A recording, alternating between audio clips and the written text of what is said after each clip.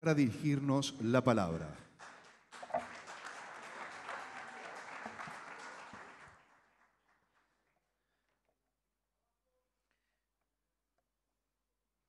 Buenos días a todos. Quiero transmitir mi agradecimiento a Susan Sigal, a Natalio Greenman y a los demás integrantes del Council de las Américas y también a la Cámara de Comercio y Servicios por haberme invitado a hablar hoy.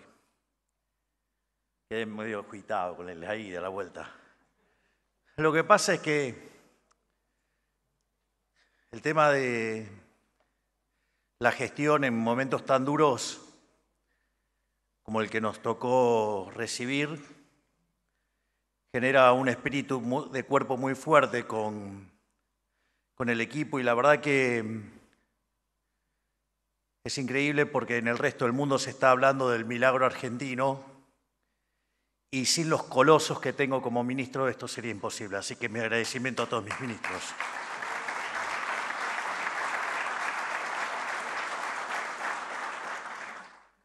También aprovecho para saludar a los disertantes de los distintos paneles que tuvieron lugar el día de hoy, así como también a los miembros del Gabinete Nacional que han venido a defender nuestra gestión. Y también, ¿por qué no?, a los gobernadores que acompañan y son parte del espíritu de época que vino a cambiar la Argentina. Celebro que cada vez somos más aquellos que dejan de lado las mezquindades y las diferencias para ponernos de acuerdo en los pilares fundamentales de este cambio, el cual hemos institucionalizado con la firma del Pacto de Mayo el pasado 9 de julio en Tucumán. Quiero comenzar haciendo un repaso del estado de la situación en el que nos encontramos hoy camino a 9 meses de haber iniciado nuestro gobierno. Los acontecimientos de la economía argentina y del mundo son tan dinámicos que a veces es fácil perder la perspectiva amplia de los procesos y subestimar o no dimensionar lo suficiente todos los avances que hemos alcanzado en materia de gestión. O sea, es habitual que en economía y en política a veces el árbol tape el bosque. Por eso estoy acá para contarles de primera mano el camino que ya hemos recorrido y el que aún nos espera por recorrer. Esta administración ha tenido que enfrentarse a la peor de las crisis heredadas, tanto a nivel económico como político, de toda la historia argentina.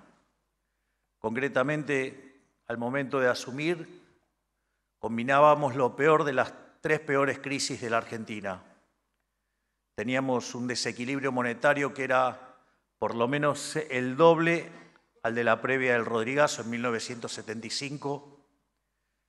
Teníamos un Banco Central quebrado, aún peor que lo que había en el año 89 previo a la hiperinflación de Alfonsín, y los indicadores sociales eran peores que los del 2001. Es decir, era la suma de todos los males. Era una verdadera papa caliente. En ese sentido, digamos, con mucho valor, con mucha valentía, enfrentamos este desafío. Es decir, porque concretamente recibimos un país al borde del default y la hiperinflación, con déficit gemelos por 17 puntos del PBI. Teníamos la deuda de la CIRA por cerca de 50.000 millones de dólares. Teníamos deuda en pesos venciendo prontamente por el equivalente a 90.000 millones de dólares. Teníamos deuda externa por vencer por 25.000 millones de dólares. Además, teníamos en el Banco Central el equivalente de 4 bases monetarias que vencían en un día. Teníamos escondido el tema de los puts, entre otras cosas. Y en ese contexto, evidentemente, el gobierno que se fue esperaba que resolviéramos, no como liberales libertarios, sino que esperaba que resolviéramos como liberales libertarados, de modo tal que los problemas de stocks y flujos combinados derivaran en una tremenda hiperinflación y, digamos, en enero poder volver, pero ya con todo el ajuste hecho por el mercado, de la peor manera y con las consecuencias que ahora dentro de un rato voy a describir si no hubiéramos hecho el programa que hicimos. Es decir, estaba claramente premeditado para que voláramos por los aires en menos de un mes. A todo esto además se le agregaba tarifas atrasadas y otros precios importantes de la economía pisados, equivalentes a 1/5 de su valor. A su vez, el Banco Central tenía reservas netas negativas por 11.000 millones de dólares. Es decir, estábamos en condición de ir directamente a la peor crisis de nuestra historia. Eso nos hubiera dejado una hiperinflación anual en torno al 17.000%, una contracción del PBI de más de 15 puntos del PBI, un índice de desempleo que hubiera llegado a 30%, digamos, y como ha pasado en otras experiencias de estas características, seguramente la cantidad de pobres hubiera llegado al 90% y la cantidad de indigentes al 50%. Es decir, hubiéramos tenido una verdadera catástrofe. Pero todo esto no resultó un impedimento para que nos hiciéramos cargo del problema. Iniciáramos la reconstrucción del país encomendada por la ciudadanía a través de las urnas. Es así como logramos el ajuste fiscal más grande de la historia de la humanidad. Para que tengamos una idea, el ajuste, nosotros encontramos un déficit consolidado de 15 puntos del PBI, 5 en el Tesoro y 10 en el Banco Central. Naturalmente nos decían que hacer un ajuste en el Tesoro de 1 punto por año era una enormidad. Por lo tanto, creo que lo más suave que nos han dicho de querer lograr el déficit cero en el primer año de gobierno, por lo menos nos habrían tildado de locos. Y en eso, gracias a la enorme gestión del ministro Caputo, nosotros hemos logrado el superávit financiero, o sea, el tan mentado déficit cero de verdad, en el primer mes de gestión.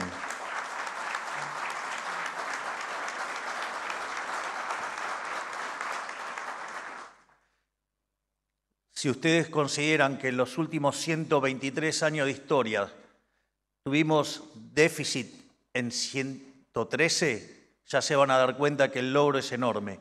Y cuando no tuvimos déficit fue porque no pagábamos la deuda. Es la primera vez en la historia, desde el inicio del siglo XX hasta hoy, que tenemos resultado financiero positivo sin estar en default.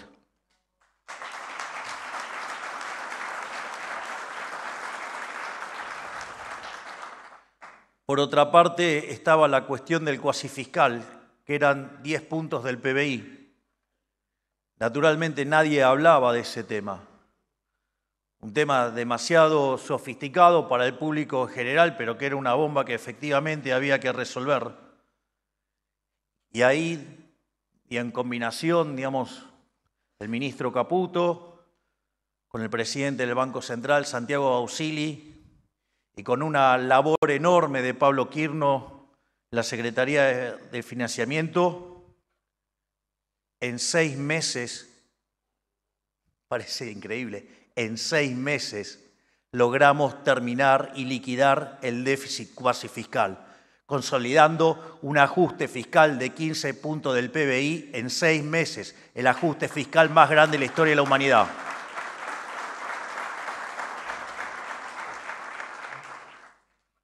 Terminamos con el financiamiento del Tesoro vía emisión monetaria. Bajamos la tasa de interés y progresivamente comenzamos a sanear el balance del Banco Central. Desde que iniciamos la fase 2 de nuestro programa, ya no existe ninguna canilla de emisión monetaria en la República Argentina. La hemos cerrado todos y es gracias a eso que la situación del tipo de cambio se ha estabilizado. Básicamente, nuestra hipótesis de trabajo es que la inflación es siempre y en todo lugar un fenómeno monetario. Para terminar con ese flagelo, hay que terminar con la emisión, porque ese aumento de la cantidad de dinero es lo que lleva a la pérdida del poder adquisitivo del dinero y eso hace que todos los precios expresados en unidades monetarias suban. El tipo de cambio es uno más, hay que entender eso. Si el tipo de cambio es un precio más de la economía. Y lo que hace el Banco Central con la cantidad de dinero es determinar la escala nominal de la economía. Hay algo sonando. Gracias. Entonces, en ese contexto, la primera etapa era el déficit cero para justamente cortar con la emisión para financiar el déficit fiscal. Se logró en el primer mes de gestión. No solo eso, sino que había que terminar con lo que hacía el déficit cuasi fiscal y terminar con los pasivos remunerados. Una vez que terminamos con los pasivos remunerados, también terminamos con el tema de los puts. Y en ese sentido, habíamos ido a un programa de exceso de oferta de dinero cero. Es decir, que la única forma que se iba a emitir dinero era por sector externo, es decir, compra de dólares, asimilando, digamos, la venta de dólares por parte del sector privado como la contraparte de demanda de dinero, es decir, con dólares ustedes compran pesos. Pero una de las cosas que nos dimos cuenta es que no era suficiente eso, porque en realidad, hasta que no terminemos de resolver los problemas del stocks, tenemos cepo. Y en esa situación, no es que los individuos están comprando pesos con dólares, sino que liquidan los dólares porque está el cepo. Por lo tanto, no es cierto que sea genuina demanda de dinero. Y a partir de eso fue que pasamos al sistema de emisión cero, mientras que tenemos cepo como consecuencia de que todavía no terminamos de resolver los problemas de los stocks. Eso es interesante porque de manera malintencionada o por ignorancia, hablan de intervención, de que estábamos interviniendo en el mercado de cambios. ¿Cómo sería un mundo o el equilibrio sin intervención? En el equilibrio sin intervención, la tasa de interés tiene que ser libre, porque es un mecanismo de coordinación intertemporal y no deberíamos tocarlo. El tipo de cambio sería libre y por lo tanto la variación de reservas sería nulo y la variación de la cantidad de dinero sería nulo. En este caso, digamos, como nosotros tenemos control de capitales por un problema de desequilibrios de stocks, que cada vez es más pequeño, en este sentido, la única forma de replicar el equilibrio de no intervención es justamente sacar los pesos que emitimos por compra de dólares desde el cepo. Y obviamente, como había brecha, por cada $3 que se tradean en el MULC, y de 2 tienen que volver y 1 queda dentro del Banco Central y la variación de la cantidad de dinero es 0. Con lo cual, si ustedes se fijan, este nuevo equilibrio tiene menos grado de intervención que el que teníamos antes de esto. Por lo tanto, no es que fuimos a un nivel de más intervención, sino que de menos intervención. Por eso yo a veces no sé si los economistas, después de tantos años de vivir en una economía dirigista, se les empastó el cerebro o son directamente burros. Pero, y obviamente que al quedar la cantidad de dinero fija, al quedar, digamos, justamente la escala nominal fija, ¿qué es lo que empezó a pasar? Empezó a caer el tipo de cambio. Y la convergencia entre los tipos de cambio paralelo y el oficial se está dando desde arriba hacia abajo y no como históricamente fue en Argentina, desde abajo hacia arriba. Es decir, nosotros no estamos dispuestos a devaluar para arruinar a los argentinos. Vamos a trabajar en cambiarle los niveles de productividad para que no se tengan que empobrecer los argentinos por culpa de los desaguisados de los economistas de mala calidad y por gobiernos de pésima y peor calaña.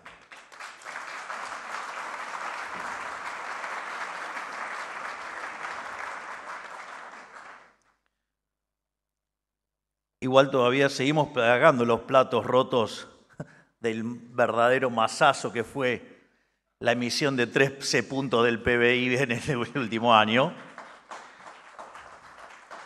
Pero gracias al ancla fiscal y monetaria logramos evitar la hiperinflación y la estamos bajando. De hecho, a mí siempre me gusta trabajar con el tema de la inflación de mayoristas porque es la que se va anticipando al comportamiento de la inflación. Y cuando nosotros llegamos en diciembre, la inflación mayorista era del 54% mensual. Entiendo que los economistas, como presagiaban todo tipo de calamidades, no quieran verlo así porque, digamos, van a quedar en evidencia en sus errores.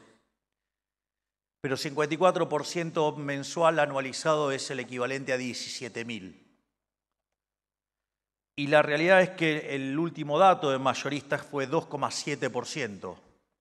Es decir, anualizado eso da 35%. Vaya si no es un tremendo logro digno de un reconocimiento histórico para el ministro Caputo pasar del 17.000 al 35.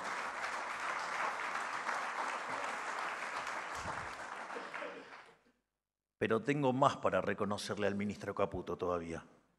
Falta. Ahora, 2,7%, pero también tengo un sistema de crawling peg, es decir, que en algún sentido nosotros estamos habilitando ese piso de inflación de 2. Obviamente, porque hay que recomponer todo un problema de stocks. Y en ese contexto, si sacamos ese piso de 2, la inflación entonces estaría viajando a menos del 0,7 mensual. Es decir, que la inflación verdaderamente no ha bajado de 17.000 a 35, sino que ha bajado de 17.000 a 8%. Gracias, Toto.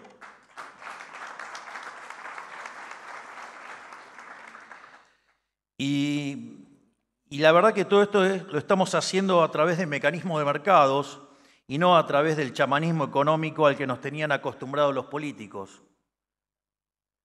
La característica esencial de este programa antiinflacionario respecto a los históricos que fueron exitosos es que, por ejemplo, una de las cosas que no hubo fue una hiperinflación antes, que llevara a una licuación de los activos financieros de la economía y que fuera muy fácil estabilizar porque partiendo de niveles de agregados monetarios muy bajos se vuelve muy fácil estabilizar por la recomposición de la demanda de dinero, por ejemplo. Pero nos parecía muy doloroso ese equilibrio en caso de que los orcos nos hubieran permitido seguir gobernando con una hiper, ¿no? Por otro lado, lo hicimos también sin expropiaciones. Es decir, acá no hubo tal cosa como presagiaron muchos econochantas acerca de un plan Bonex. Ni que hablar de los imbéciles que hablaron de que hubo un plan Bonex cuando no lo hubo. Por otra parte, otro elemento distintivo de esto, no hubo controles de precios. No solo que no hubo controles de precios, tampoco se controló el tipo de cambio.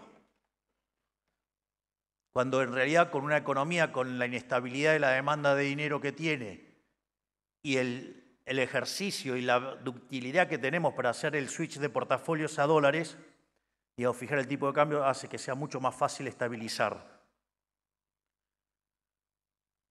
Y como si todo esto fuera poco, todo este proceso de estabilización lo estamos haciendo con recomposición de precios relativos. Es interesante, todo el mundo ve el milagro, menos los argentinos.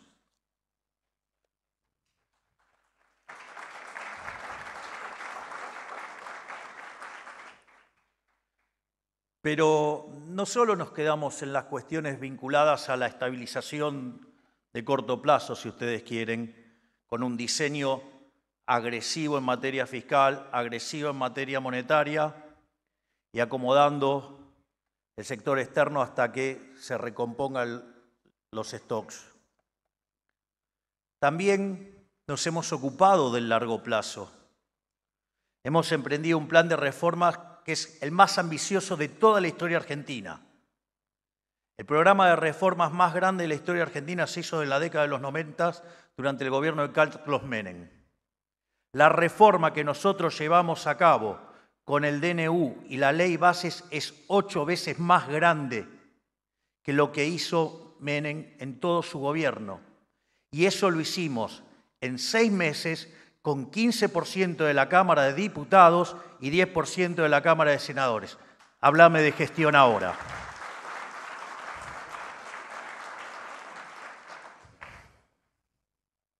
Además, nuestro programa económico tiene muchas aristas y frente de batallas, pero se sostiene sobre 3 grandes fundamentos. Una macroeconomía ordenada, sin trampas ni atajos, para darle una solución definitiva al problema de la inflación. Un profundo recorte del gasto público para aliviar la carga del sector privado y una atención obsesiva a desregular y devolverle la libertad a cada uno de los argentinos, donde tengo el privilegio, el honor, el orgullo de tener un ministro de la estatura intelectual de un coloso como Federico Sturzenegger haciendo esta revolución.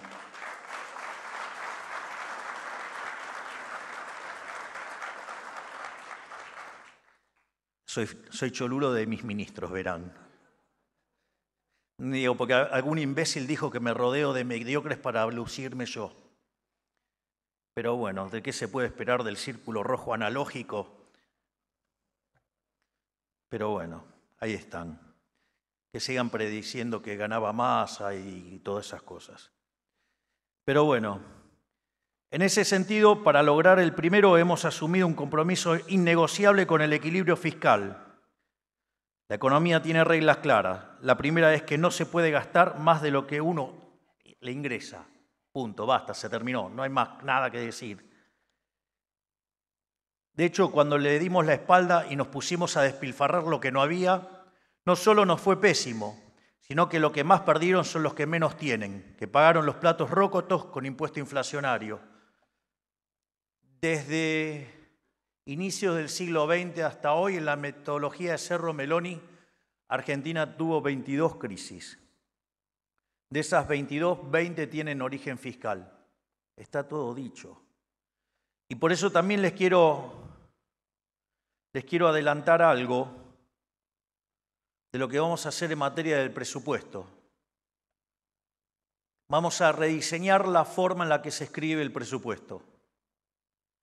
El presupuesto se plantea un conjunto de gastos, se hace una estimación de ingresos y de ahí deriva el resultado primario, tiene la carga de los intereses, sale el resultado financiero y de ahí sale el financiamiento.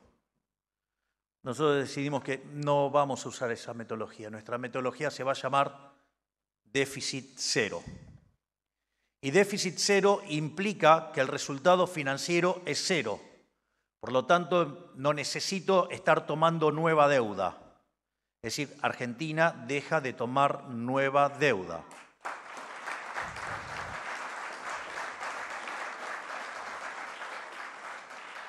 Aviso que rolear la deuda no es nueva deuda porque después aparecen los tipos que suman con dificultad y que no lo pueden hacer ni con un abaco. Y dice, ay, no, ay, tomaron deuda. Sí, digo, para rolear. Aviso porque, digo, vivimos en Argentina.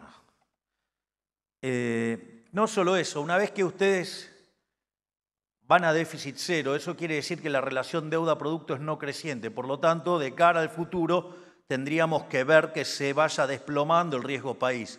Y esto es interesante porque mientras que hubo un sacudón financiero en todo el mundo, ¿cuál fue el único lugar que subió y le fue mejor? Argentina. Pero no solo eso, eso quiere decir que entonces el superávit primario va a ser igual a los intereses. Y como está planteado en términos de déficit cero, se puede hacer que el presupuesto sea neutral en términos de ingresos. Entonces va a haber una parte del gasto público que se va a acomodar, por ejemplo, que sigue a la inflación, y por diferencia sale el resto del gasto público consistente con esa regla. Para un escenario base se determinan unas partidas que van a ser después ponderadores, y eso es lo que va a permitir que en la medida que se ajusten los ingresos, dado el gasto con esa lógica, por diferencia se van asignando esas partidas, de modo tal que se diseña una regla para no violentar de ninguna manera el déficit cero. No vamos a tener déficit fiscal. Es más,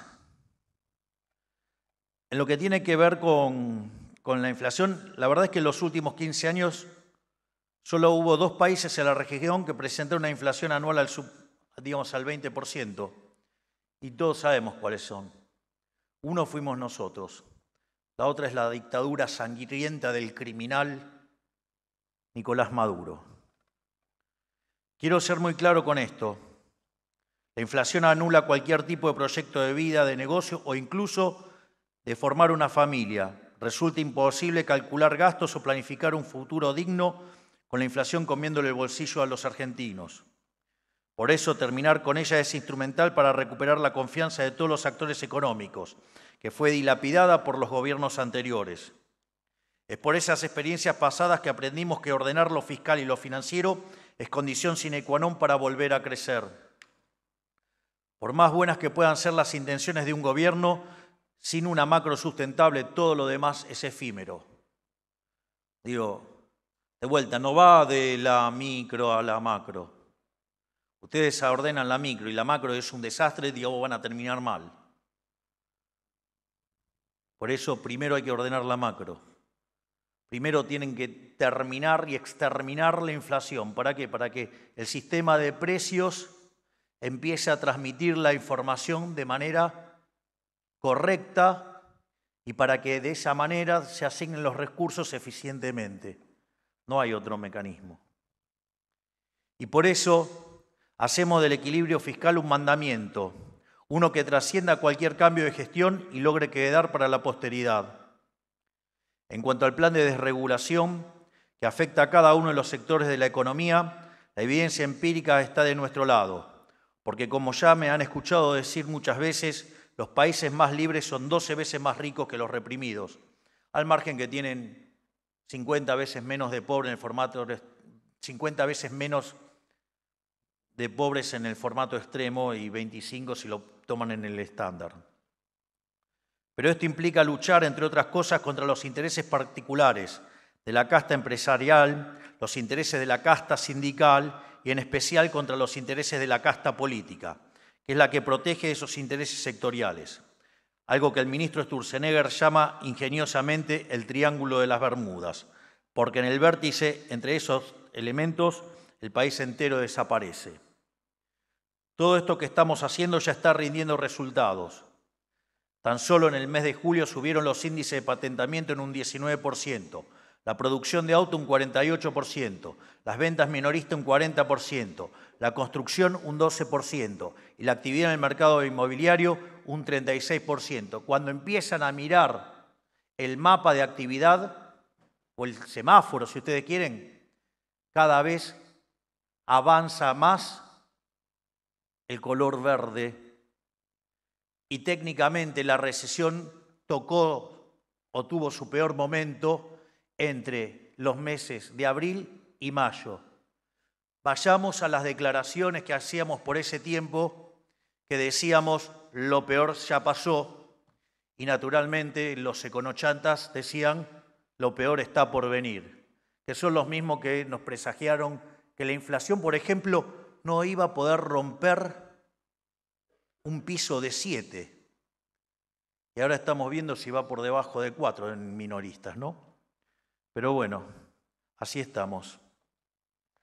Una parte de estos pilares que sean una realidad es posible gracias al trabajo mancomunado que llevan adelante los equipos técnicos encabezados por los ministros de Economía y de Regulación, Toto y Federico, que desde que asumieron han llevado adelante lo que solo puede ser catalogado como una gesta heroica, que sin duda van a pasar a la historia.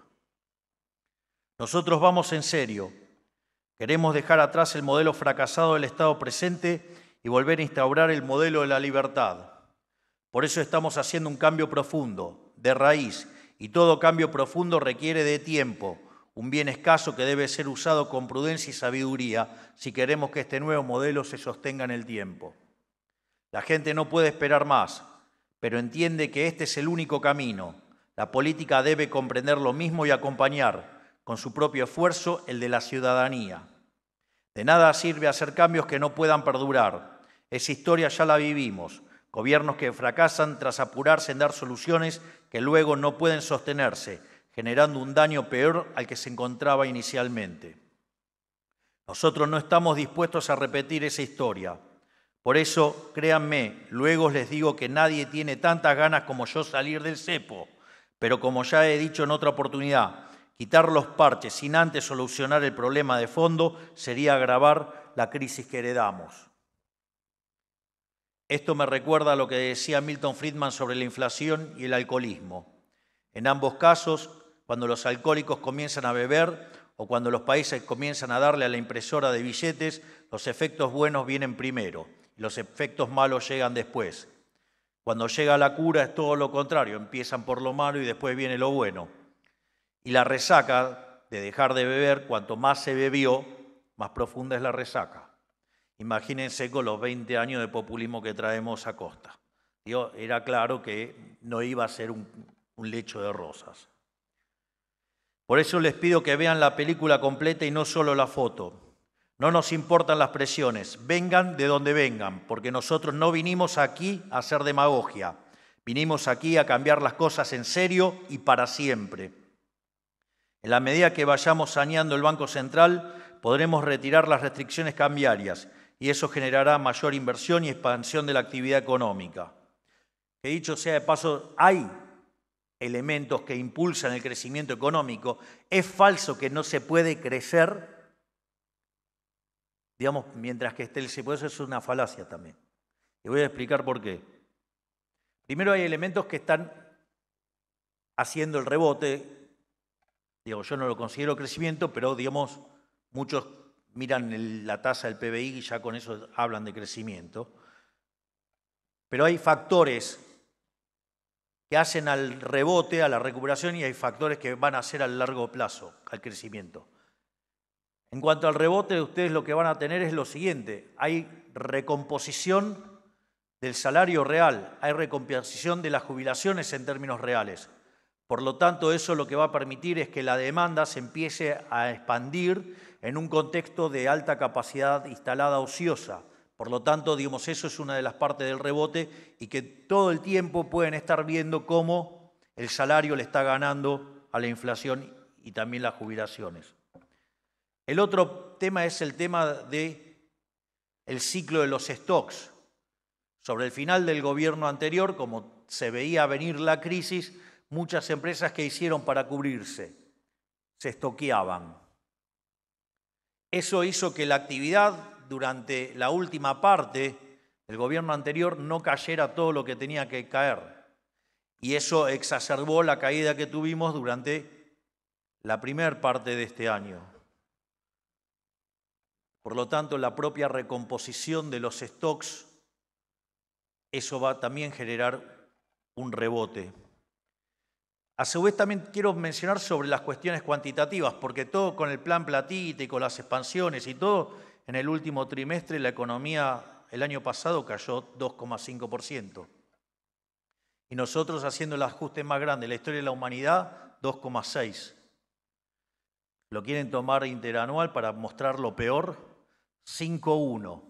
Cuando en el 2002 se hizo el ajuste fiscal, no de estas magnitudes, bastante menor, la caída fue del 16%. Por lo tanto, digamos, eso también implica que el ajuste se supo hacer de manera inteligente y teniendo en cuenta la protección de los más vulnerables. Pero no solo eso, sino que además el crecimiento se genera por inversión y la inversión hay que financiarla y se financia con ahorro. el ajuste fiscal de 15 puntos del PBI lo que hace es devolverle el dinero al sector privado. Por eso, mientras que en diciembre discutíamos la hiperinflación, hoy discutimos créditos hipotecarios a 30 años. Es decir, esa carga del Estado, corriéndolo del medio, le está devolviendo los fondos al sector privado para que invierta y podamos crecer. Eso sí, yo no les voy a decir quién tiene que invertir. Yo no soy comunista, no soy socialista. Yo creo en el mercado, lo tienen que hacer ustedes. Vamos, háganlo.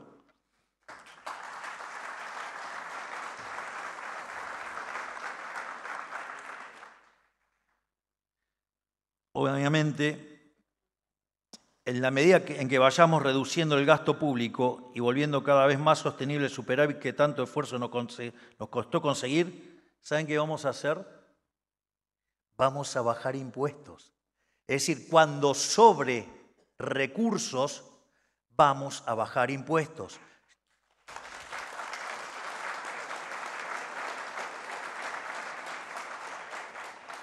Algo que además ya lo estamos haciendo. Y hay básicamente una reflexión, digo, ¿cuál es la verdadera carga que tiene, la carga fiscal que tiene un país? En eso Milton Friedman, Murray Newton Rothbard, eran bien claros, es el tamaño del sector público. Y si nosotros hicimos un ajuste del 15 puntos del PBI, somos el gobierno que más recursos les devolvió a todos los argentinos como nunca antes en la historia. Por lo tanto, aquellos que dicen que se ponen a fijarse en si algún impuesto transitoriamente subió y que somos el primer caso donde estamos demostrando que fue transitorio porque los estamos bajando, además le devolvimos a los argentinos de bien 15 puntos del PBI. Por lo tanto, miren esto qué interesante, porque hoy tenemos déficit cero, pero en un contexto que viene de una recesión. O sea, eso en términos de resultado estructural es positivo. Quiere decir que cuando rebote la economía, vamos a devolver impuestos. Y cuando además la economía empiece a crecer, vamos a devolver más impuestos. Es decir, me voy a encargar personalmente por quitarle la bota del cuello a todo el sector privado para que podamos volver a crecer genuinamente. Porque la riqueza la crea el sector privado y no los parásitos del sector público.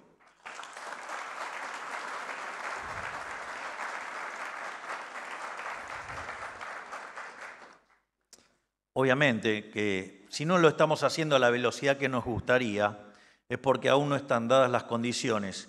Y dar el paso a las apuradas es poner en riesgo todo lo que hemos conseguido hasta ahora. Esto no es un tema menor. Es mucho más fácil hacerlo en el papel que instrumentarlo. En especial cuando del otro lado están los orcos.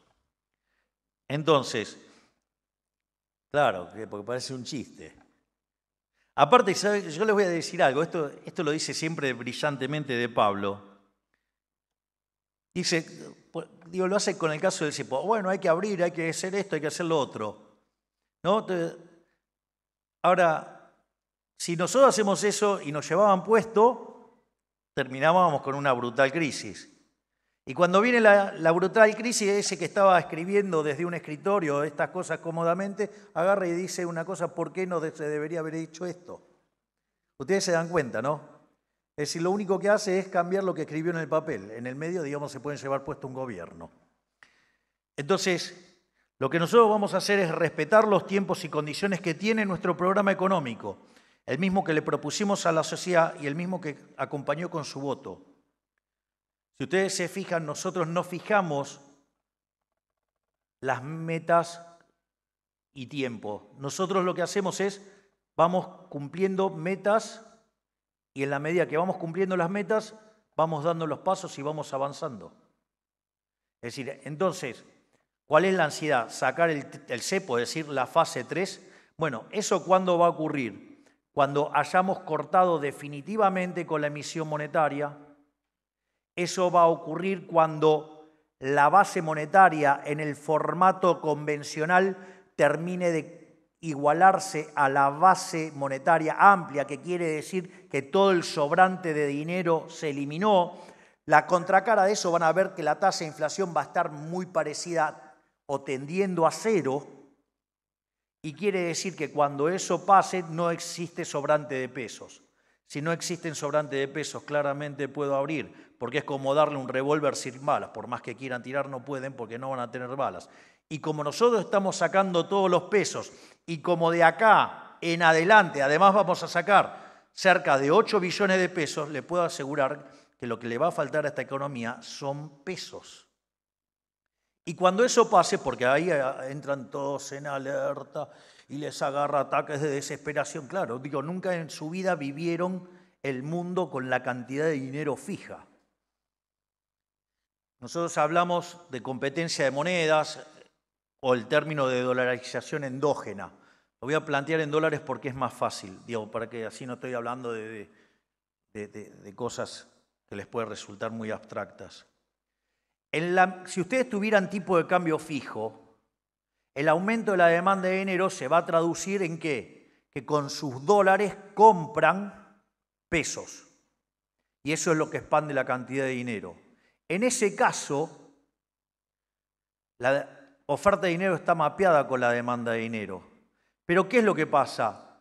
Ustedes están dejando esos dólares adentro del balance del Banco Central. ¿Y cuál es el problema con eso? Que siempre puede aparecer un gobierno de delincuentes y manotear las reservas del Banco Central. Digo, que son los mismos imbéciles que dicen, no, el problema de la nueva regla monetaria es que ahora no acumulamos reservas. Y entonces no podemos pagar la deuda. Primer punto, ¿qué quiere decir? Que entonces los países que tienen tipo de cambio libre defoltean. Digo, la verdad es que me cuesta entender el nivel de torpeza de nuestros profesionales. Pero no solo eso. Vamos a seguirles el razonamiento. Entonces, ahora compramos los dólares desde el Banco Central para que el Tesoro pague la deuda. Es decir, perdón, lo voy a decir en latín, diría el profesor de Pablo, es decir, pero ustedes me están sugiriendo que le rompa el culo a los argentinos con impuesto inflacionario para pagar la deuda. Pero estamos todos locos.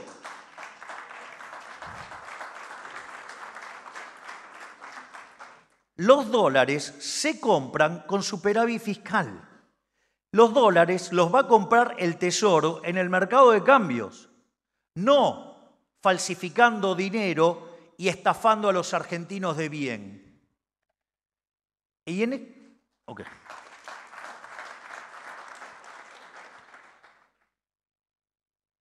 en ese contexto, el otro gran temor que aparece es, bueno, pero si ahora la gente va a tener que traer los dólares para hacer las transacciones y yo tengo la cantidad de pesos fijos, voy a tener una brutal apreciación de la moneda. Y como voy a tener una brutal apreciación de la moneda, si eso ocurre más rápido que la velocidad a la cual modifico la estructura de la economía, esa apreciación me puede generar un problema en términos de actividad y empleo.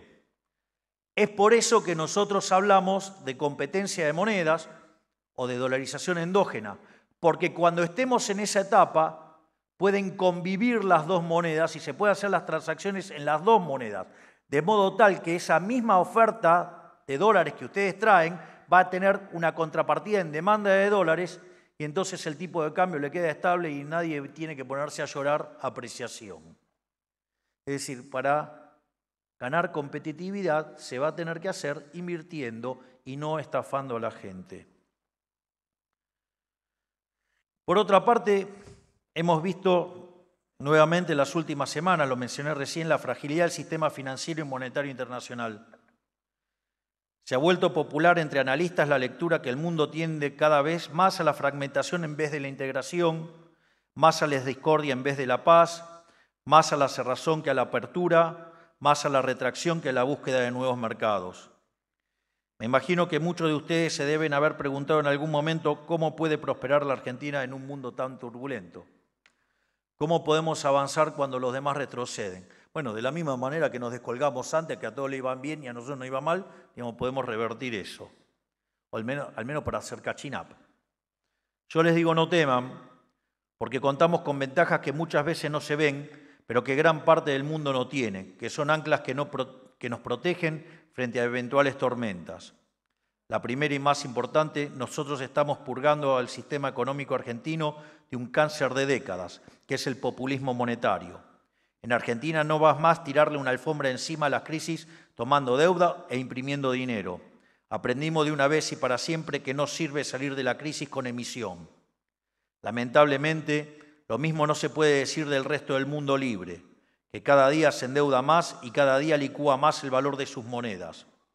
Por eso no es casualidad que en el mundo el poder adquisitivo de la gente de a pie sea cada vez más bajo, a pesar de que las valuaciones de las empresas son cada vez más altas. Ellos están jugando con fuego, tomando de una medicina que en el largo plazo no es más que veneno. Bueno, nosotros no vamos a hacer populismo monetario, no nos importa que lo hagan los demás. Tenemos honestidad intelectual y un compromiso que hemos asumido con la sociedad para salir de la crisis que heredamos haciendo los deberes y con crecimiento genuino, no haciendo chamanismo económico que a la larga siempre engendra pobres que son los que terminan pagando esto. Haciendo las cosas bien, Argentina puede ir a contracorriente del mundo y ser un oasis de estabilidad en el desierto del populismo global.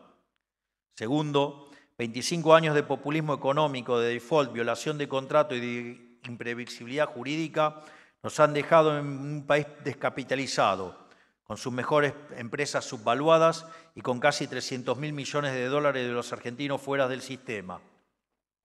Tercero, es en momentos de incertidumbre en las finanzas globales que las ventajas comparativas de los que gozamos como nación destacan por su valor. Tenemos sectores primarios dinámicos con fuentes de recursos inagotables, recursos que el mundo necesita y seguirá necesitando, esté en crisis o no. Tenemos la segunda reserva de shale oil más grande del mundo. Producimos alimentos para 500 millones de personas. Contamos con la tercera reserva de litio más grande del mundo. Reservas enormes de cobre aún sin explotar. Energía solar, eólica, hídrica, el acuífero guaraní y por si fuera poco tenemos recurso humano de primera categoría en todos los ámbitos profesionales. Tengo mis dudas con los economistas. Gracias a los cuales hoy Argentina deja de ser una huella en el mundo a pesar de la trágica administración política del último siglo. De eso sí tenemos los peores del mundo. Digo, si no, no hubiera ganado yo.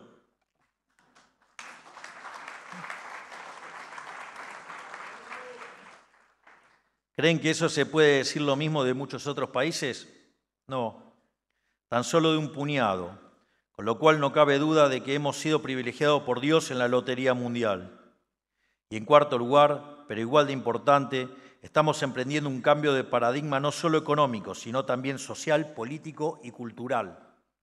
Y con este cambio vamos a contramano de la dirección que en el último tiempo están emprendiendo muchos países del mundo. Mientras otros países proponen censura, nosotros proponemos libertad de expresión. Miren tan solo lo que pasa en Inglaterra. Desde que los socialistas llegaron al poder, están metiendo presa a la gente por postear en redes sociales. Bueno, a los periodistas de acá también les gustaría, porque digamos, no les gusta que hayan perdido el monopolio del micrófono y poder utilizar esa herramienta para extorsionar y ensuciar, calumniar sin costo alguno. Las redes sociales les pasan facturas y no les gustan. Dejen de buscar fantasmas. Están recibiendo lo mismo que hicieron, pero nada más que la gente lo hace orgánicamente porque se dio cuenta que son unos delincuentes, muchos de ellos. A su vez, mientras otros están cada vez más cerca de caer en guerras culturales y religiosas, que va a terminar por expulsar a gente de bien de sus países de origen, nosotros invitamos al resto del mundo libre a participar de un país en reconstrucción. Mientras otros castigan a quienes emprenden y producen, nosotros los celebramos. Los invitamos de nuevo al sistema, mientras otros sacrifican la innovación, la creatividad y la libertad misma en el altar de una falsa moralina. Nosotros desregulamos la economía y le devolvemos la autonomía al sector privado. Los argentinos ya nos dimos cuenta de que toda la perorata buenista es una estafa al servicio de la opresión. Ya nos dimos cuenta de que siempre los que se hacen los paladines de la moral y los defensores de los desahuciados terminan siendo los autores de las peores atrocidades. Y vaya que el sistema está crujiendo.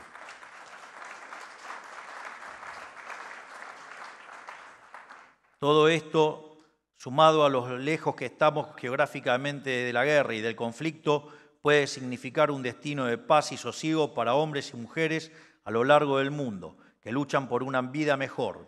Y también puede significar un lugar de retorno para tantos argentinos que hoy prueban su suerte en el exterior. Como decía Milton Friedman, el primer voto y el más importante de todos se hace con los pies eligiendo dónde vivir. Antes muchos decían, la salida es Ezeiza. Nosotros venimos a proponer que Ezeiza sea una puerta de entrada.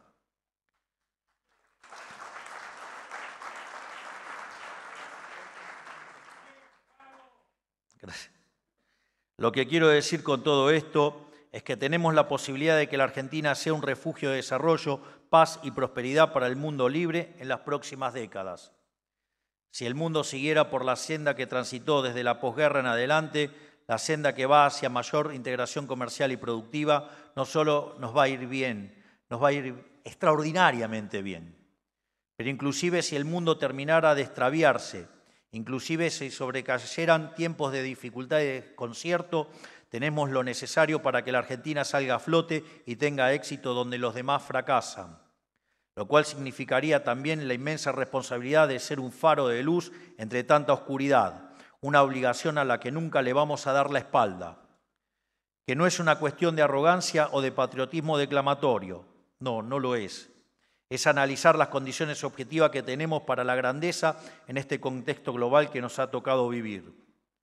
Con lo cual, cuando decimos que las fuerzas del cielo nos acompañan, no es solo una expresión de deseo, sino la manifestación de una concatenación de hechos que sugieren que la Argentina está frente a un cambio de época.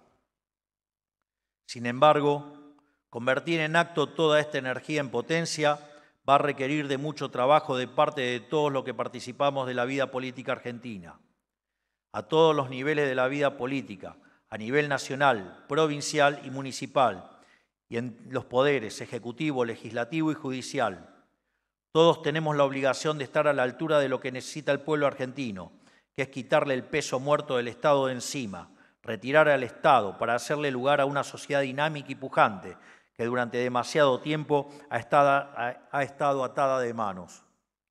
Nosotros estamos cumpliendo de sobremanera, hemos pasado la motosierra a un nivel que nadie concebía posible. Estamos desregulando la actividad económica a una velocidad sideral. Me causa gracia porque había un imbécil que hablaba de que era mucha licuadora y que de la motosierra había quedado una tijerita. Parece que Elon Musk, Donald Trump y mucha gente de afuera la ve, pero parece que los de acá no la ven. Es raro, no la ven.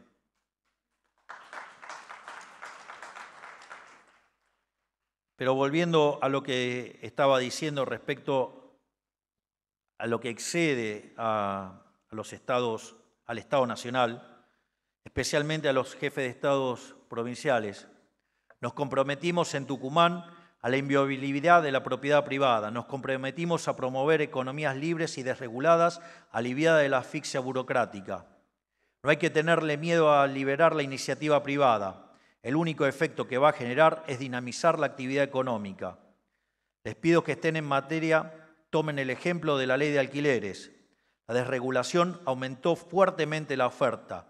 El aumento de la oferta bajó los precios en términos reales y mejores precios reales mejoraron el acceso a la vivienda para todos.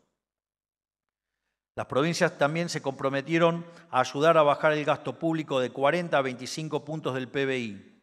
Quiero ser claro, solo con el ajuste nacional no alcanza. El 44% del gasto del Estado de nuestro país corresponde a las provincias y los municipios. Por cada empleado del Estado Nacional hay 3 empleados provinciales. De modo que, si queremos cumplir esa meta, es fundamental el aporte de las provincias. Lo mismo con el RIGI. Desde que los sancionamos, se acumulan anuncios tras anuncios de inversión a lo largo y a lo ancho del país. La sociedad tiene que saber que las grandes inversiones no van a llegar a las provincias que no adhieran al régimen. Y los políticos negadores de la realidad tendrán que elegir entre quitarse sus anteojeras ideológicas y acompañar el cambio, o condenar a sus propios ciudadanos privándolos de mayor actividad, más trabajo y más riqueza en sus distritos. O sea, el camino de la libertad es, a la larga, un camino de reconciliación de la política con la ciudadanía. Pero en definitiva, esto requiere que todos hagamos un ejercicio. El ejercicio de sacar la mirada de corto plazo y llevarla al largo plazo. Y también de sacar la mirada del pago chico y el interés particular y poner el foco en lo que nos llamamos equilibrio general intertemporal. Si todos, no solo algunos, practicamos el ejemplo que pontificamos, no solo algunos honramos los compromisos firmados en Tucumán, no tengo duda de que saldremos adelante más rápido de lo que cualquiera se imagina. Por último, para despedirme, quiero agradecerles una vez más la invitación a las autoridades del Cónsul de las Américas y de la Cámara Argentina de Comercio y Servicios por la invitación y por la cálida bienvenida. Agradecerles también a todos ustedes los presentes por escucharme. Hoy me puse un poquito denso, pido perdón, pero el orden espontáneo es así. Digamos, decidí abrir muchas ventanas en el discurso y a veces pasa. Y quiero además invitarlo a acompañarme en esta gesta por hacer de la Argentina el país más próspero y libre, pujante que alguna vez fue. Para que seamos nuevamente una tierra de oportunidades, para los que todos, como dice nuestra Constitución, decidan habitar el suelo argentino. Es el lugar con el que soñaban personas de a pie, de trabajo, castigados por el hambre y la miseria, que vinieron a la Argentina, donde era un paraíso en el cual podían reconstruir sus vidas. Un refugio de paz y prosperidad para quienes huyen del conflicto constante que paulatinamente envuelve al mundo. Tal como lo hicimos hace 120 o 150 años, pongan la marca donde quiera, pero 120 o 150, pero por ahí anda. Créanme que podemos hacerlo y vamos a hacerlo. Estoy seguro que todos ustedes que son protagonistas de la vida económica argentina cumplirán un papel fundamental en este proceso. Que Dios bendiga a los argentinos y que la fuerza del cielo nos acompañe. ¡Viva la libertad, carajo! Muchas gracias.